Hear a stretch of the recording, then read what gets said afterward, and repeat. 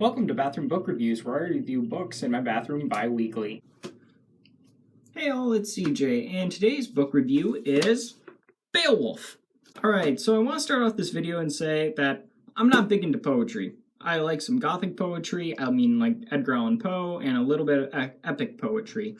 And by epic poetry, I mean this book, Beowulf.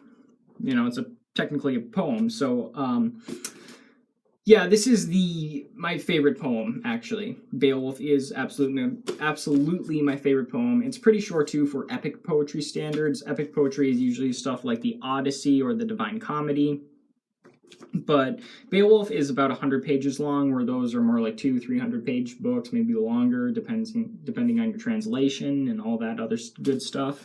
But yeah, it's an action-adventure story, and it is just amazing. If you were forced to read it in high school, well, any book you're forced to read in school, it just automatically sucks because it's like, I have to read it. But if you haven't read it yet, or if you did read in high school, I strongly recommend giving this book a shot. It really does deserve better than people give it credit for. And I'd love to see another movie version of this poem be made. So, this poem takes place a long time ago in a world far, far away in Northern Europe.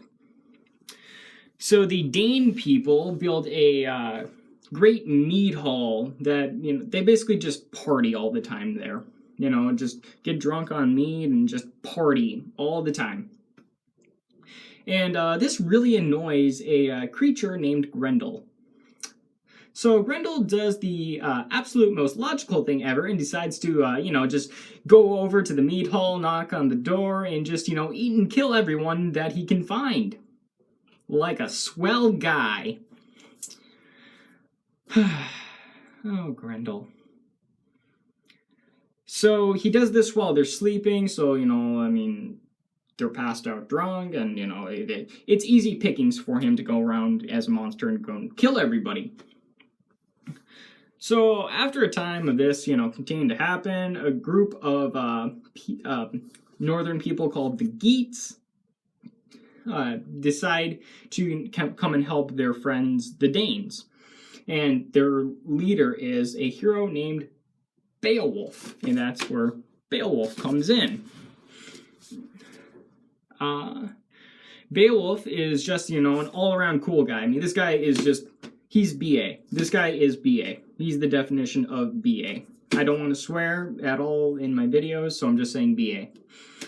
And you should know what that means. You probably do anyways. But anyways, back to the review. So, he slays monsters, he's super duper strong, and, he's just, the most honorable of honored guys, in society, all around. People just love this guy. Yeah, his honor... And his honor, it's so far off the charts, you can't help but just be impressed just by, meeting the man. You're just walk up to him and be like, hey, shake your hand, and you're just like, holy crap, this guy's awesome. He didn't even say a word yet, but I can tell how cool he is. He's just radiating cool. Yeah, so Beowulf and his men, they go to the hall of King Hrothgar. So, that's kind of probably where Skyrim got the name, Hrothgar. The guy's the king of the Danes, King Hrothgar. And Beowulf offers to help fight this terrible monster that can, just tear men limb from limb. And, barehanded. This guy, Grendel, doesn't need any assistance in killing people. He doesn't need any weapons. He just goes and rips them apart. Like you do.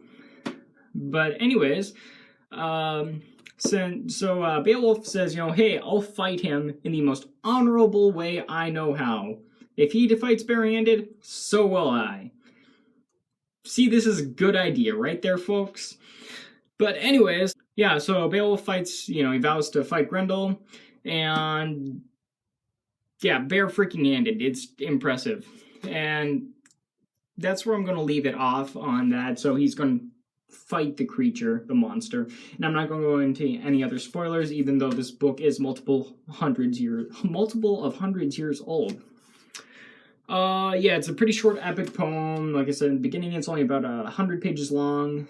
This is, I believe, J.R.R. Tolkien, one of his favorite books and stories. I know he did do a translation, and I do want to get a copy of that at some point.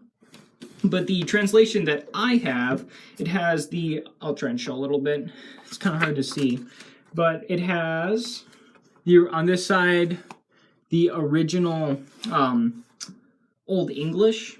And then on the other side, you have our modern English translation of the book. And, you know, when people say, like, Shakespeare is the best for English poetry, those people have clearly never read Beowulf, because Beowulf is just all around awesome. You know, it's like Shakespeare, he does all this, you know, language that's like, but Beowulf is far better than anything Shakespeare wrote, in my opinion.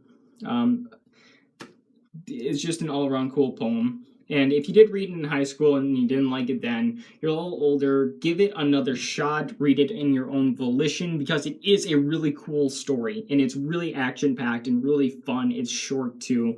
I think I read this book in about 2-3 days. But, oh, sorry, got a little message on my camera. But anyways, back to the video. So, yeah, you can get some pretty cheap copies of the book on Amazon. I would recommend getting the translation by Stephen Mitchell, or Stephen Mitchell, one of the two. But anyways, it is a fantastic book, and I rate the book a 4 out of 5. I mean, granted, there are a few minor problems, and it's not a perfect story, but, you know, those can be easily overlooked. And like I said, the book is easily a 4 out of 5 story. So let me know in the comments if you have read Beowulf before, you know, your experience with it, and if you plan on reading it again at some point. So I hope you enjoyed this review, and stay creative.